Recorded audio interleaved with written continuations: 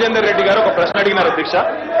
Synthetic అయ్యా వినండి sir, synthetic milk కి సంబంధించి, పాలల్లో కల్తీకి సంబంధించి, చిన్నపిల్లల ఆరోగ్యానికి సంబంధించి ఒక ప్రధానమైన ప్రశ్నను ఈరోజు గౌరవ తెలుగుదేశం సభ్యులే ఈ చర్చను ప్రారంభించారు అధ్యక్ష.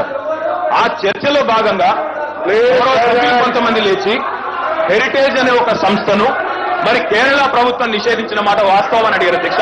ఈరోజు కేరళ ప్రభుత్వం విడుదల చేసిన ఉత్తర్వు ఇది అధ్యక్ష. ఇది కేరళ ప్రభుత్వం హెరిటేజ్ అనే సంస్థను కల్తీ పాలు అమ్ముతుందనే ఒక ఆరోపణ మీద మరి వారు కేరళ రాష్ట్రంలో ఆ సంస్థ పాలు అమ్మడానికి వీల్లేదని నిషేధించిన ఉత్తర్వులు అధ్యక్ష. దాని మీద కూడా ప్రస్తావిస్తే కేరళ ప్రభుత్వం తీసుకున్న ఒక నిర్ణయానికి సంబంధించి గౌరవ సభ్యులు వివరణ కోరితే దాని మీద ఇంత ఉలికిపాటు ఎందుకు మాకైతే అర్థం కావడం లేదు అధ్యక్ష.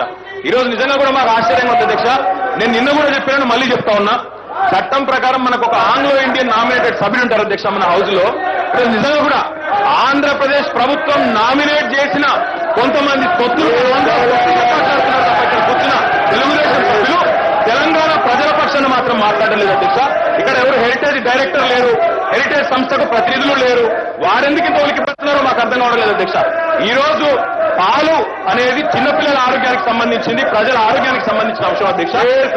ప్రాముఖ్యత కలిగిన అంశాన్ని చర్చించకుండా ఈ రోజు వీళ్ళు అడ్డుపడతా ఉన్నారంటే, ఇంకా కూడా ఆంధ్రప్రదేశ్ ప్రభుత్వ అధినేతగా ఉన్న వ్యక్తి తొత్తులుగా ఇక్కడ మాట్లాడుతున్నారంటే ఇది నిజంగా కూడా తెలంగాణ ప్రజలకు ఒక దురదృష్టకరమైన ఈ విషయంలో మాత్రం ఖచ్చితంగా మా మంత్రి గారిని సమాధానం ఇవ్వనియండి.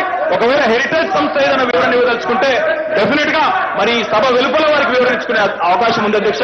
ఆ రకంగా ముందుకు పోవాలి తప్ప ఇక్కడ కొంతమంది హెరిటేజ్ సంస్థ ప్రతినిధుల మాదిరిగా, అధికార ప్రతినిధుల మాదిరిగా, ఆ సంస్థ డైరెక్టర్ల మాదిరిగా మాట్లాడితే అది భావ్యం కాదని మాత్రం నేను విజ్ఞప్తి చేస్తా ఉన్నది.